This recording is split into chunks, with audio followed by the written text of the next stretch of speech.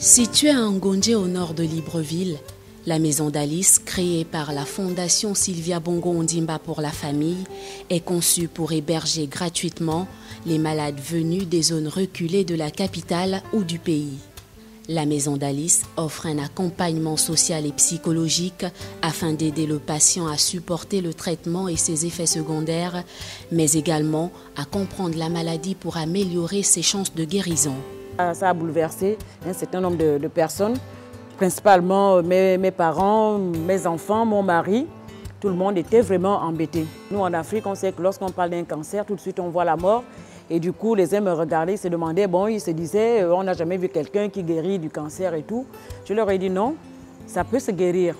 Ce que nous essayons de faire au départ, c'est établir une relation de confiance avec le patient. Il faut le mettre en confiance. Notre objectif, c'est d'améliorer leur qualité de vie et pourquoi pas faire disparaître la maladie. Une situation plus sensible lorsque la maladie touche un enfant, ce qui est sans doute l'épreuve la plus difficile à traverser pour une famille. Ça va, non? C'est tôt? Tape là.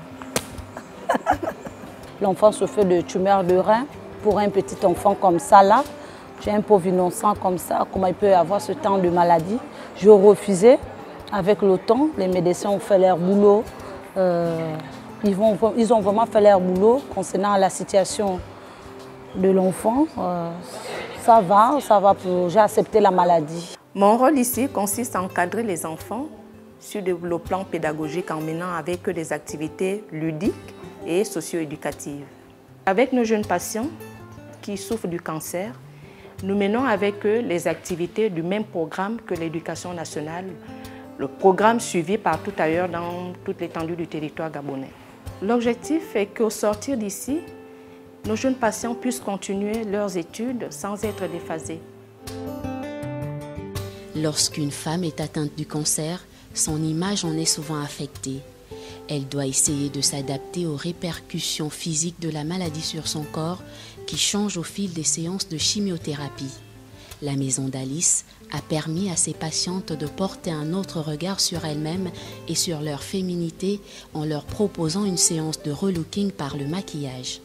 On leur a posé des perruques, on leur a fait de la manucure, de la pédicure, du maquillage aussi, pour les aider à avoir une image positive d'elles-mêmes, les aider à reconquérir ce corps duquel elles s'étaient désinvesties à cause de la maladie. Ça nous a permis d'oublier un peu nos maux, nos douleurs et surtout quand on fait la chimio, tu vois, nous sentons un peu désagréables et puis, mais là ça nous a donné vraiment la force de vraiment d'oublier un peu et de nous sentir vraiment coquettes. Les patientes ont ensuite offert une prestation musicale aux enfants de l'Institut de cancérologie de Libreville. Une véritable chorale dont les paroles des chansons ont été écrites par les patientes elles-mêmes.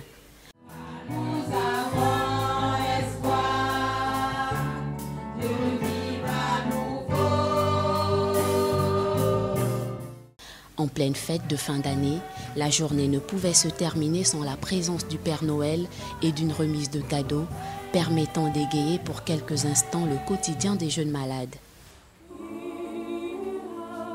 Le temps de la maladie, c'est également le temps de la réflexion et du questionnement lié à la vie et au sacré. La maison d'Alice a proposé à ses résidents une messe de Noël où le personnel encadrant et les patients ont pu se recueillir dans une foi partagée. Notre Seigneur est venu pour soulager les âmes, mais aussi en passant par les corps. Et moi, je suis heureux de pouvoir apporter ici à cette joie de Noël, cette douceur de Noël, des personnes qui sont bien entourées à la maison d'Alice, mais c'est vrai qui sont loin de leur famille. Et donc c'est vraiment beau de pouvoir apporter cette joie, cette paix de Noël, cette douceur de Noël, cet esprit de Noël tout simplement à la maison d'Alice en tant que prêtre. Je suis rentrée au bloc, vraiment pour moi c'était dur, c'était très dur. 8 jours après, on me dit, vous sortez, pour vous c'est la grâce, il y a Noël qui vous attend. La parole de Dieu, c'est une nourriture pour nous et c'est notre âme et c'est notre guérison aussi. À l'aide de cette parole-là, nous pouvons sortir de la maladie qui nous terrasse, du cancer. Moi particulièrement, je vois qu'il y a de la joie à la maison d'Alice. Parce que si on a de la messe, on a un peu de tout, on a de la paix aussi. Ézéchiel, elle adore le chavoine.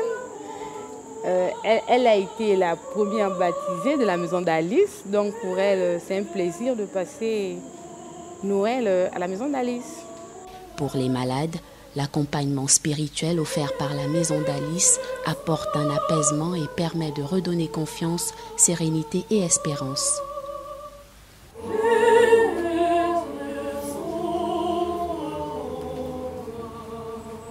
Ici, nous avons une bûche caramel vanille glacée et une bûche citron pistache. La première dame, Madame Sylvia Bongo Ondimba, a offert un déjeuner de Noël où résidents, personnel encadrant et membres de la fondation se sont retrouvés dans un esprit de fête.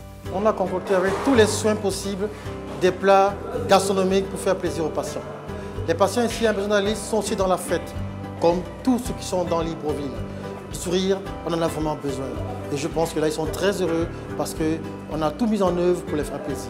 La plupart des patients qui se retrouvent à la maison d'Alice sont des patients qui reviennent de l'intérieur du pays, c'est-à-dire des malades atteintes du cancer. Et lorsqu'elles arrivent à Libreville, la maison d'Alice héberge certains de ces patients parce qu'à un moment donné, ils n'ont pas où aller.